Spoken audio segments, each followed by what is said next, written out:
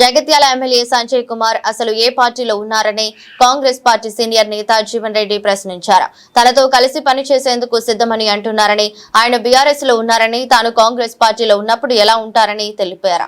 Sanjay BRS పార్టీలో ఉన్నారని speaker చెప్పారని, కాంగ్రెస్ లో పనిచేసేందుకు తనతో కలిసి వస్తానని సంజయ్ చెబుతున్నారని, నాకు ఆఫర్ ఇచ్చేందుకు ఆయన ఎవరిని ప్రశ్నించారు. తాను పార్టీ మారుతానని సంజయ్కి ఏమైనా చెప్పానని ఆగ్రహం వ్యక్తం చేశారు. నేను ఏ పార్టీలో ఉన్నానో సంజయ్ కుమార్ కు తెలియడం లేదని ఎద్దేవా చేశారు. అసలు తనకు పార్టీ వీడాలని ఆలోచన కల్పించింది సంజయ్ కుమార్ కాదన్నారు. ఏమంటున్నా అధిష్టానం ఈ 10 మంది పార్టీ ఫిర్యాదు ఎదుర్కొంటున్న ఒక శాసనసభ్యులను కాంగ్రెస్ పార్టీ అంతర్గత వ్యవహారాల్లో జోక్యం చేసుకోకుండా వాళ్ళు బయట పెట్టండి. నేను ఎందుకు వదులుతాను కాంగ్రెస్ పార్టీ? నేను ఎందుకు వదులుతా?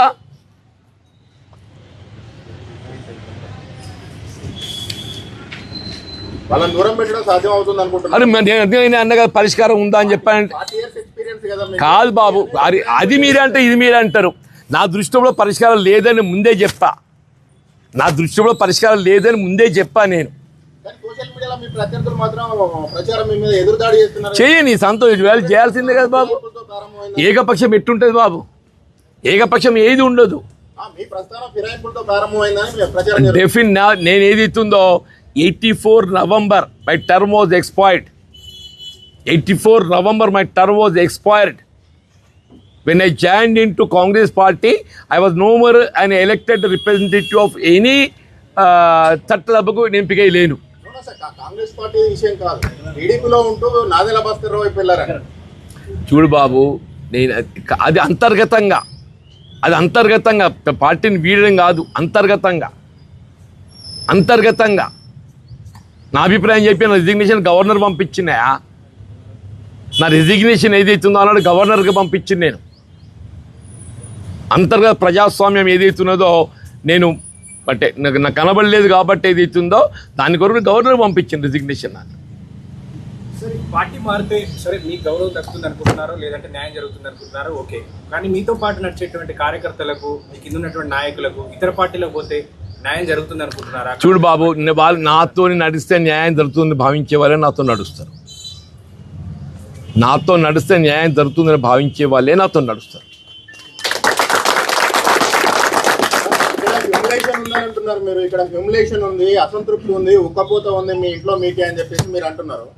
మీరు ఒక 43 years ప్రజా జీవితంలో ఉన్నారు. అంత ఎక్స్పీరియన్స్ ఉన్న పార్టీలు కానీ లీడర్లు కానీ ఇతర పార్టీలలో ఉన్నారు. అక్కడ మీకు మీ రేంజ్ గౌరవం దక్కుతుందని మీరు భావిస్తున్నారు?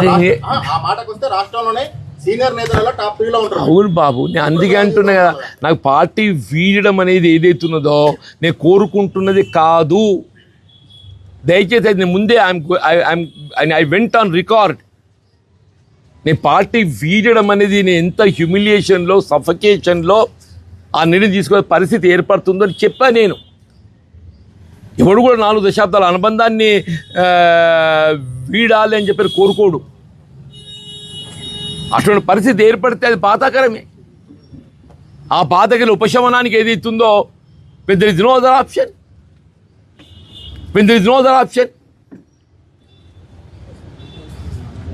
మీకు 10 జనపద్ వెళ్ళడానికి వితౌట్ అపాయింట్మెంట్ జీవన్ రెడ్డికి అయినా కూడా ఎందుకు మరి జనపద్ వెళ్ళలేదు, ఈ సమస్యలు చెప్పలేదు అంటే అక్కడి నుంచి ఏమన్నా రెస్పాన్స్ లేదా సార్? నువ్వు ఎట్లని కూడా కట్టాను ఆయన, అది నువ్వే చెప్తావు, ఇది నువ్వే చెప్తావు. నీకు తవ్వ తెలుసుగా ఎందుకు పోలేదు అని చెప్పాలని నేనేం చెప్పాలి? అరే అన్ని నువ్వే చెప్పినాక నీ ప్రశ్నకు నువ్వే జవాబు చెప్తున్నావు. నీ ప్రశ్నకు నువ్వే జవాబు చెప్తున్నావు. నేను అడుగు దిల్లి ప్రయత్నం. నేను ఒక్కడి బాబు,